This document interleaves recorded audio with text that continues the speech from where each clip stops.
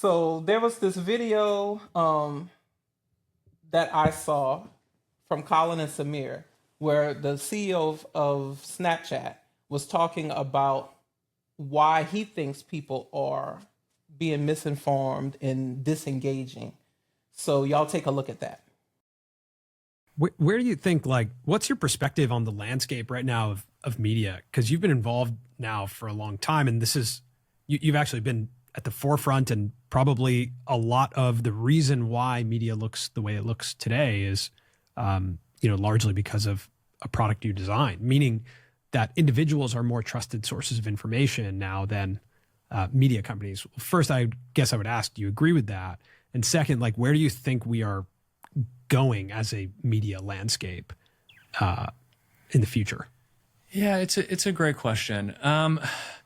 I think one of the challenging things, even before we start thinking about trust in traditional media, it's more that a lot of that news is now behind very expensive paywalls.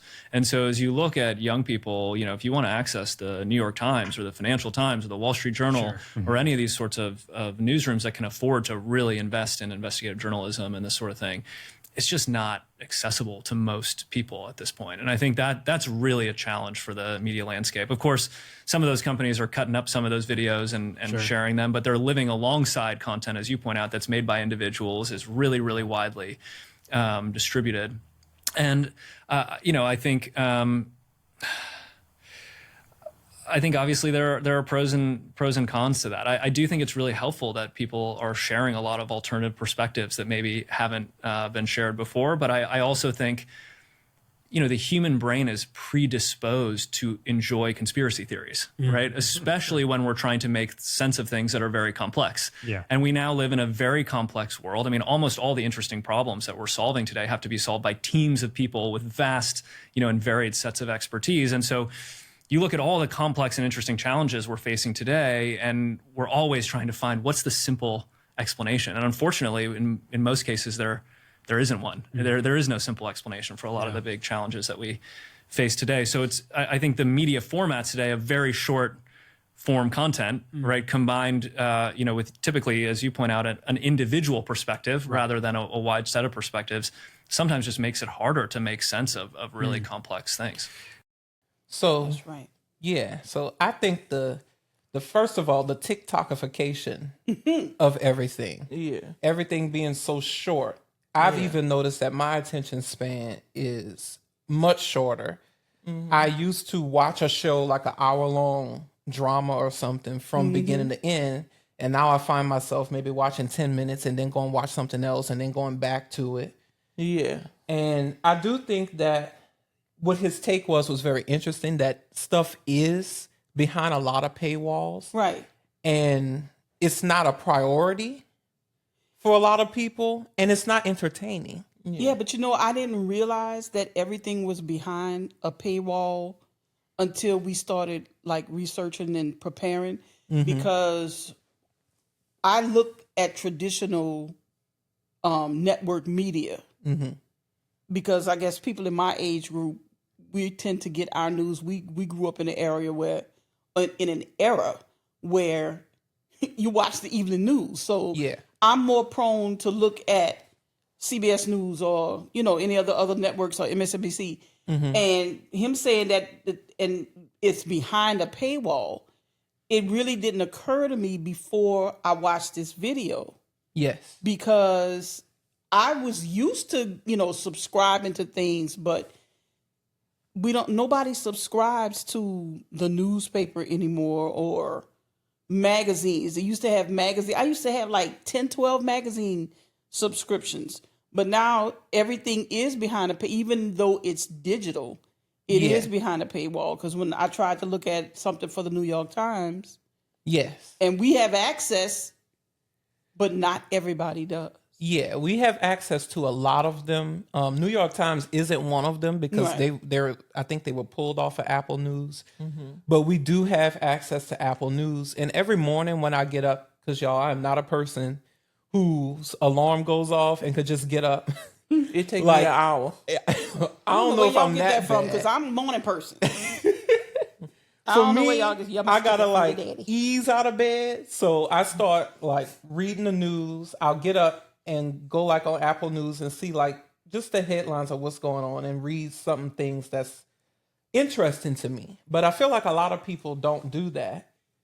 I do get on Facebook after, get on TikTok after, but that's not like the first thing I go to. Mm-hmm. So I feel like in that respect, I am a little bit more informed than a lot of people in my age group, because I don't know if a lot of people do the same thing that I do.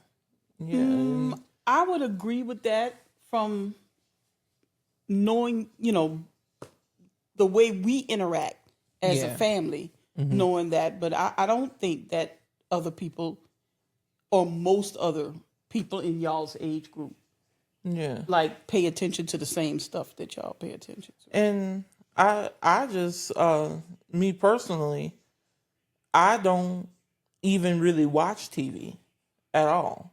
So I'm not on what would be described as the mainstream way to consume news. Mm-hmm. And I, for that reason, I think mainstream media is on its way out. I do too. Maybe it is. People are not going to choose to pay for the Wall Street Journal over their music. Yeah. And over things that make them happy. And that's going into the next point that I wanted to make, is that these platforms are making money because we keep tuning in to what we like. So they're just going to keep giving us what we like. So if you don't, like, I don't know anybody who wakes up and says, I just want to consume news all day. You want to do things that, like he said, is I don't know, fun for you, or is making your brain happy. Yeah. And consuming news that is depressing most of the time. Yeah, because I keep hearing that from people. Isn't it's like, making you happy. I don't watch the news, And because, I mean, there's a lot of chaotic stuff and depressing stuff that's going on. But here's my thing. It's like, you still got to stay informed. So I guess that's where things like social media and everything comes in, where you can share. But it's become a thing where, how do you know that what's being shared is truthful? Yeah. And even when doing the research that we had to do for this show, I've seen things from reputable news agencies that, they said things that I don't really agree with, that doesn't really sound right. So even, you have to check your sources, whether you are on social media or even with traditional stuff.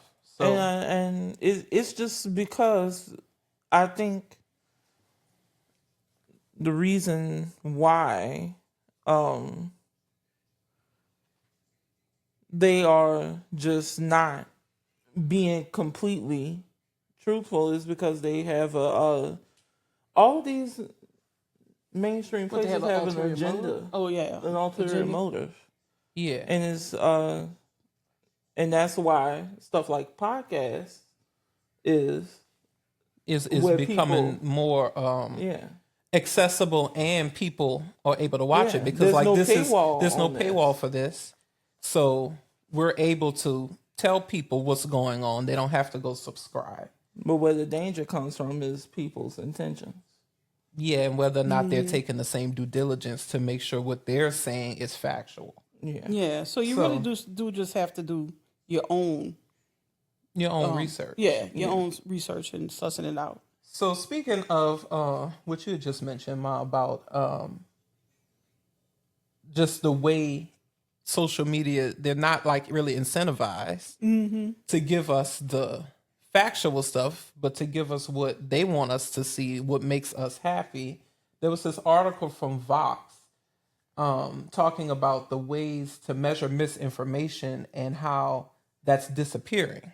So according to Vox, one of the most important things a journalist can do while writing about the spread of bad information online is to find a way to measure its reach. And there's a huge difference between a YouTube video with 1,000 views and one with 16 million, for instance. But lately, some of the key metrics used to put supposedly viral misinformation into context have been disappearing from public view. So according to them, TikTok disabled view counts for popular hashtags earlier this year, shifting instead to simply showing the number of posts made on TikTok and using that hashtag.